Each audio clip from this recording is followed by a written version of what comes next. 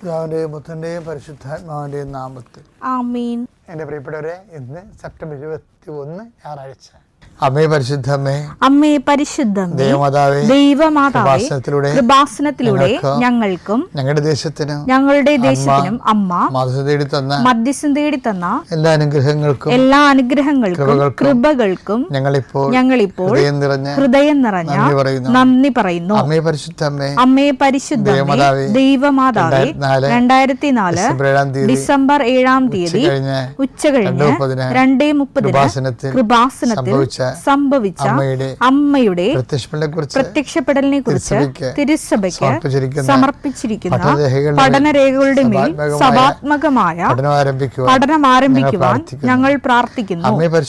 അമ്മേ പരിശുദ്ധമേ, ഭൂസ്വർലോകങ്ങളുടെ രാജ്ഞിയായ അങ്ങേയ്ക്ക് ഭൗമ സംരക്ഷണത്തിനായി പ്രപഞ്ചപ്രകൃതിയെ തന്നെ തിരുസഭ പ്രതിഷ്ഠിക്കുവാൻ ഈ പ്രത്യക്ഷീകരണ വഴി ഇടയാക്കണമേ. പരിശുദ്ധമ്മേ, ജപമാല മാതാവേ, സകല കൃപാസനം പ്രാർത്ഥനകളോടും ചേർത്ത് ഞങ്ങളിപ്പോൾ പ്രാർത്ഥിക്കുന്ന ഈ കുടുംബത്തിന്റെ പ്രത്യേക നിയോഗം പറമക്കളെ.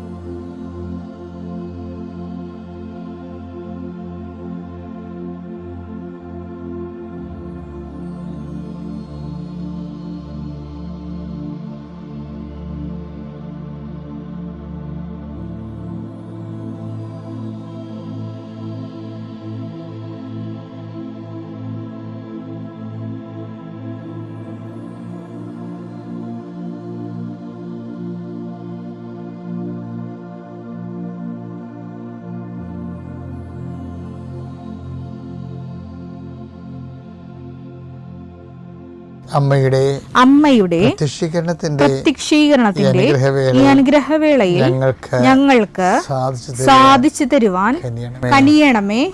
ആമേൻ. വിശ്വാസ പ്രമാണം.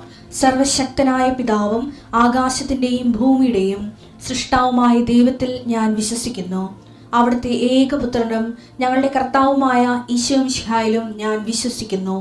ഈ പുത്രൻ പരിശുദ്ധാത്മാവിനാൽ ഗർഭസ്ഥനായി കന്യകാമറിയത്തിൽ നിന്ന് പിറന്ന് പൊന്തിയോസ് പീലാത്തോസിന്റെ കാലത്ത് പീഡകൾ സഹിച്ച് കുരിശിൽ തറയ്ക്കപ്പെട്ട് മരിച്ച് അടക്കപ്പെട്ട് പാതാളങ്ങളിൽ ഇറങ്ങി മരിച്ചവരുടെ ഇടയിൽ നിന്ന് 3-ാം നാൾ ഉയർത്ത് സ്വർഗത്തിലേക്ക് എഴുന്നള്ളി സർവശക്തിയുള്ള പിതാവായ ദൈവത്തിന്റെ വലതുഭാഗത്തിരിക്കുന്നു.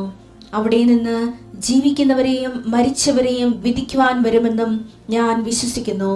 പരിശുദ്ധാത്മാവിലും ഞാൻ വിശ്വസിക്കുന്നു. വിശുദ്ധ കത്തോലിക്കാ സഭയിലും പുണ്യവാന്മാരുടെ ഐക്യത്തിലും പാപങ്ങളുടെ മോചനത്തിലും ശരീരത്തിന്റെ ഉയർപ്പിലും നിത്യമായ ജീവിതത്തിലും ഞാൻ വിശ്വസിക്കുന്നു. ആമേൻ.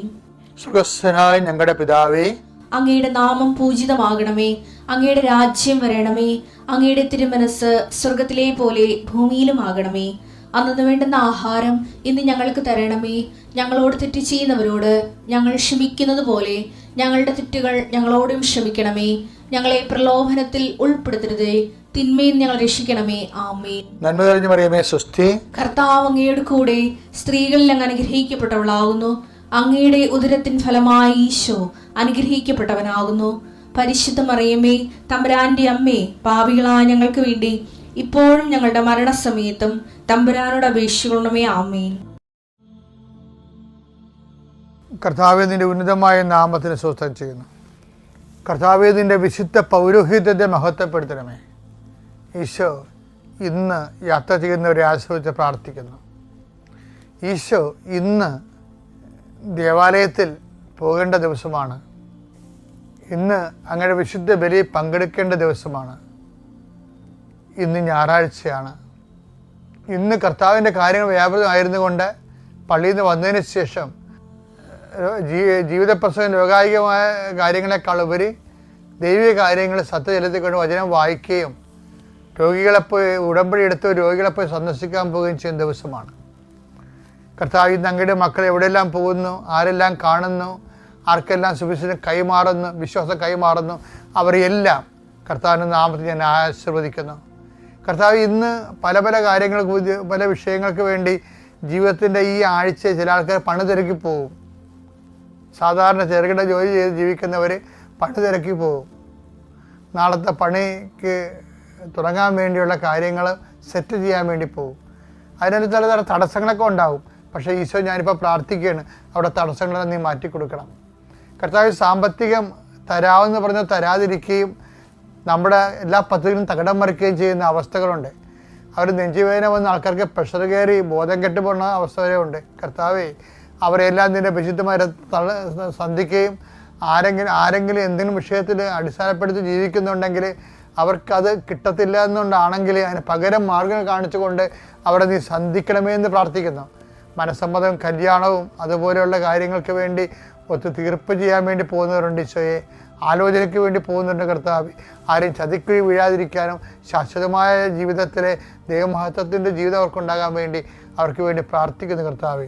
നിത്യം പിതാവും പുത്രനും പരിശുദ്ധാത്മാവായ സർവ്വീശ്വരൻ നീക്കുവാമേ.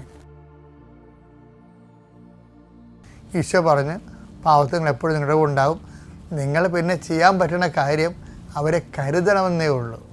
അതാ വാക്ക് ഭയങ്കര, അതാണ് സഭയുടെ നിലപാടതാണ്. എന്താ വെച്ചാൽ മത്തായി 26:11 വാക്ക് പറയുന്നുണ്ട്. എന്താണ്? ദരിദ്രർ എപ്പോഴും നിങ്ങളോട് കൂടെ. ഏത് ഇസങ്ങൾ വന്നാലും ശരി, ദരിദ്രർ എപ്പോഴും നിങ്ങളുടെ കൂടെ ഉണ്ടാകും. ഞാൻ കഴിഞ്ഞ മാസം ലണ്ടനിൽ ചെന്നപ്പോഴേ ഭയങ്കര ഗ്ലാസ് ആയിട്ടൊരു ടവറാണ് മുഴുവൻ ഉള്ളത്, ഭയങ്കര. പക്ഷേ ആ ടവറിൻ്റെയൊക്കെ താഴെ ഓരോ കടയുടെയും വാതിക്കൽ ആൾക്കാരിങ്ങനെ പൊതച്ചു മൂടി ധർമ്മക്കാർ കിടപ്പുണ്ട്. ഫോട്ടോ എടുക്കണ ശരിയല്ലല്ലോ, ആ രാജ്യത്തെ അപമാനിക്കേണ്ട തുല്യമാണ്. ഞാൻ ഫോട്ടോ എടുക്കാൻ കൂടെയുള്ളവർ വേണ്ടി എടുത്തിട്ട് പോലും ഞാൻ എടുത്തില്ല. എനിക്ക് സങ്കടം വന്നു പോയി. ഇത്രയും മഹാനഗരങ്ങളിലെ ദരിദ്രർ. പക്ഷേ ഇപ്പോഴത് ഓർത്തോ ഭയങ്കര ഐഡിയ ആണല്ലോ ഈശോ പറഞ്ഞത്.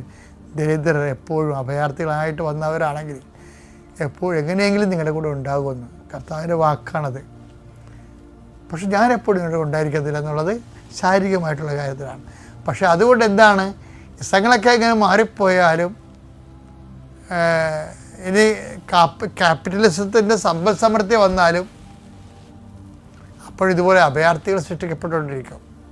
കാരണം വെള്ളം അങ്ങനെയാണല്ലോ, എവിടെയെങ്കിലും കുടിച്ചെന്ന് ചാടുമ്പോൾ പിന്നെ അപ്പുറത്ത് വേലിയേറ്റ ഇപ്പുറത്തുണ്ടാകുമ്പോൾ ഒരു സ്ഥലത്ത് വേലി ഇറക്കം ഉണ്ടാകില്ല. ആ രീതിയിലാണ്. അതുപോലെയാണ് ഇത് വാട്ടർ ലെവലെന്ന് പറയണത്. അതുകൊണ്ട് സഭ സൃഷ്ടിക്കപ്പെട്ടപ്പോൾ സഭയ്ക്ക് കൊടുത്ത നിർദ്ദേശം എന്താണ്? പാവങ്ങൾ എപ്പോഴും നിങ്ങളുടെ കൂടെ ഉണ്ടാകും. അതുകൊണ്ട് പാവങ്ങളെക്കുറിച്ച് കരുതൽ വേണം. ഗലാത്യർ 2:10 പാവങ്ങളെക്കുറിച്ച് ചിന്ത വേണം എന്ന് മാത്രം, കരുതൽ വേണം. അതാണ്, ചിന്ത വേണം. ഇത് ആരോട് പറയണമെന്നറിയാമോ? പത്രോസ് സഭയുടെ അടിസ്ഥാന ശില പൗലോസിന് കൊടുക്കുന്ന നിർദ്ദേശമാണ്. ജാതി സഭകളിലാണ് അയാൾ അങ്ങനെ പ്രവർത്തിക്കുന്നത്. പക്ഷേ ഞങ്ങൾ പറഞ്ഞ ഇത്രയേ ഉള്ളൂ. ആ വചനം വായിച്ച് ഗലാത്യർ 2:10 പാവങ്ങളെപ്പറ്റി ചിന്ത വേണം എന്ന് മാത്രമേ, പാവങ്ങളെക്കുറിച്ച് ചിന്ത വേണമെന്ന് മാത്രമേ ഞങ്ങളോട് അവർ ആവശ്യപ്പെട്ടുള്ളൂ. പൗലോസ് പറഞ്ഞു, ഞങ്ങളോട് സഭ ആവശ്യപ്പെട്ടുള്ളൂ. അതുതന്നെയാണ് എൻ്റെ തീവ്രമായ താല്പര്യം. അതാണ് സഭയുടെ നിലപാടെന്ന് പറയുന്നത്. കാര്യം ബാക്കി എല്ലാം എന്താ സംഭവിക്കുന്നത്? ബാക്കി എങ്ങനെ വാളെടുത്താലും വാളാൽ തന്നെയാണ് തീരത്തുള്ളത്. ശാശ്വത പരിഹാരം ഉണ്ടാകത്തില്ലെന്നും സഭയ്ക്കുന്ന പോലെ വളരെ വ്യക്തിമെനയുള്ള കാലികമായും കാലദേശ പ്രസക്തമായിട്ടുള്ള വളരെ കരുത്തുറ്റ നിലപാടാണ് സഭ ഈ വിഷയത്തിൽ എടുത്തിരിക്കുന്നത്. സഭയുടെ മക്കളും അങ്ങനെ തന്നെയാണ് എടുക്കേണ്ടത്.